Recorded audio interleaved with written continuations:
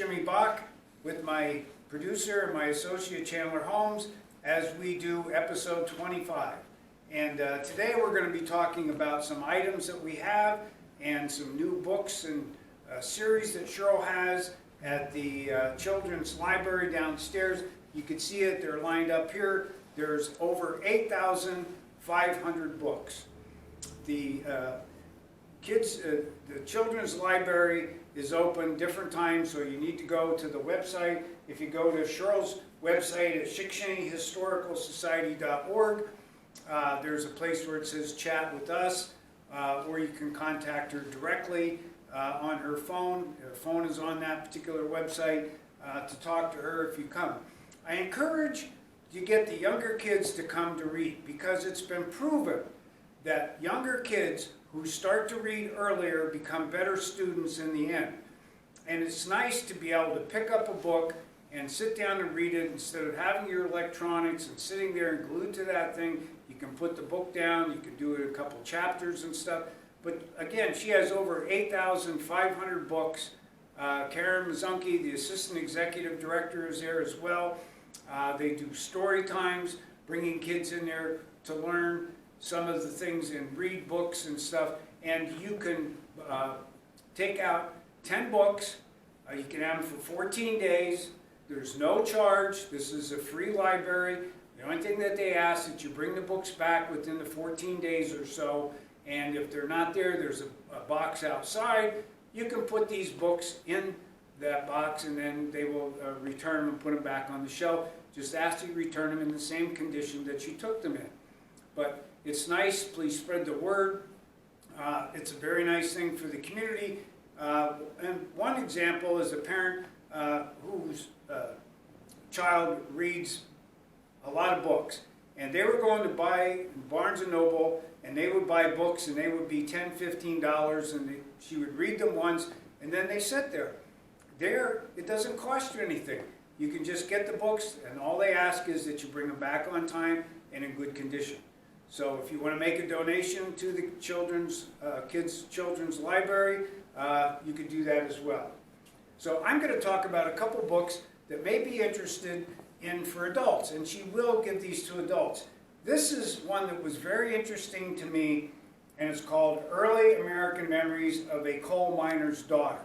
And this is a book about a lady. She grew up in Wanami. It's in the 1900s. It's not a very hard book to read. I've read it myself. You can read this book in less than an hour. And her name was Catherine Mikalokis. And she had 2 stores. She was a very prominent woman who ended up with her own businesses, which was very rare back in that day and stuff. So I encourage you to come and read this particular book. Cheryl will let you take it out. It's an adult, but even a younger student maybe would be interested in this one. The second one that we have is Cole Cracker's Son, and this is a very interesting book. I read this one myself as well because it has to do with coal mining, and this is a book about a mother that did not want her son to go in to be a coal miner like her father. And the opening chapter of this book is very riveting because it talks about they're in their house, and the mother was a very proud person. She kept everything clean, and the house got firebombed. And I'm not going to tell you why. You'll have to come read the book in order to learn why. And to find out what happened to this fine gentleman who went on. He did work in the mines, and he also served in the military. And at the very end of the book, it tells about after World War II, or at the end, of some of the things that happened and what Hitler was trying to do to the United States.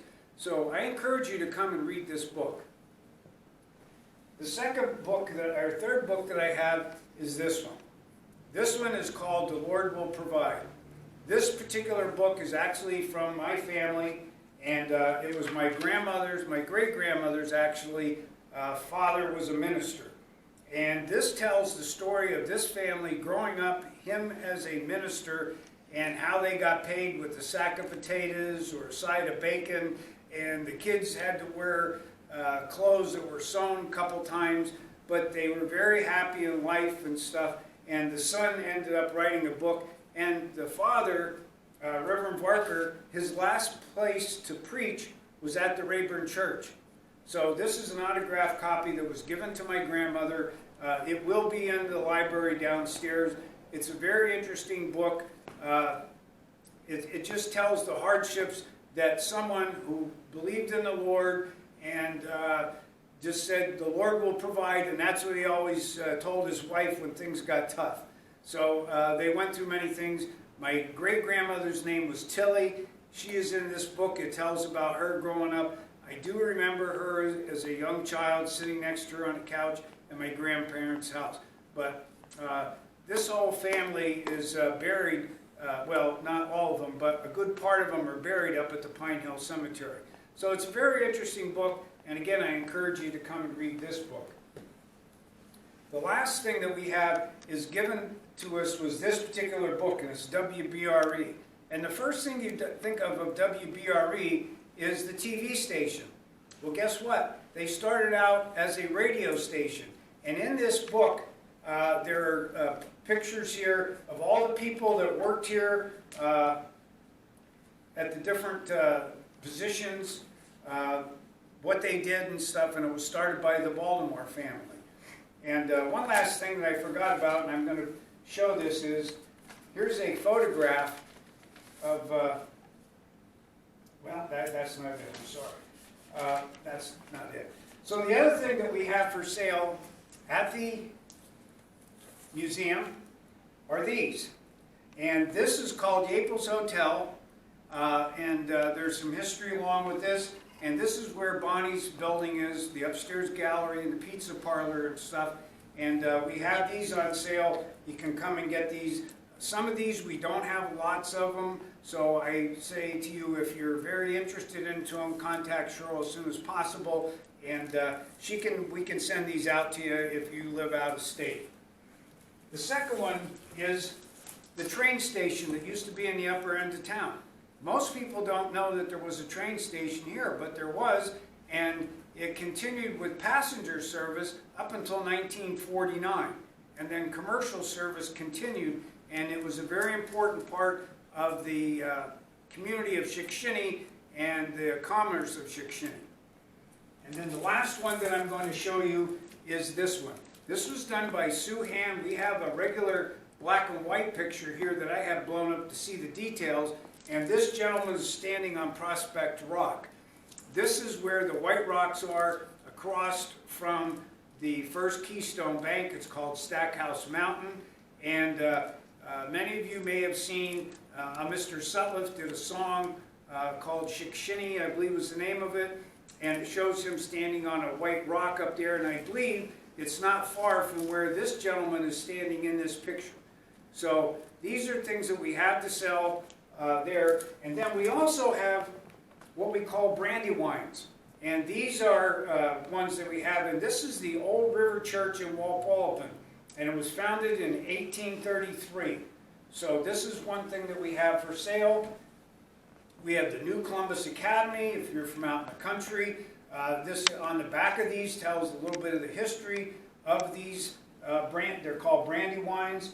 The other one is, this is a building that's no longer there. This is called Agnes Opera House.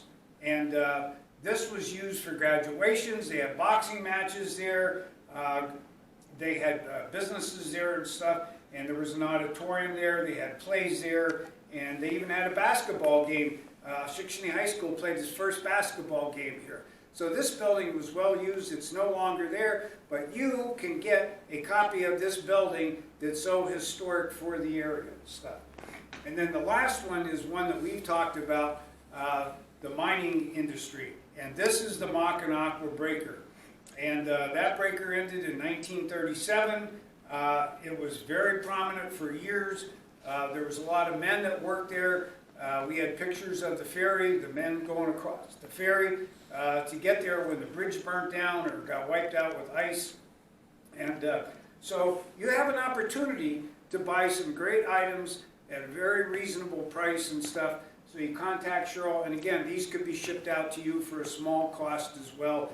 And you're having a little history of the area. Just not Shickshinny, it's Walpolapin, New Columbus and stuff.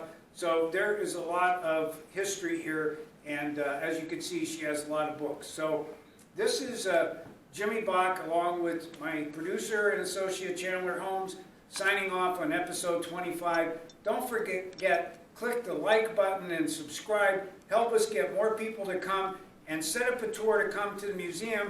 It takes about an hour and a half. I'm sure you'll be pleased when you left that it was worth your time to stop and learn some local history. Thank you again, and we look forward to seeing you in the next episode.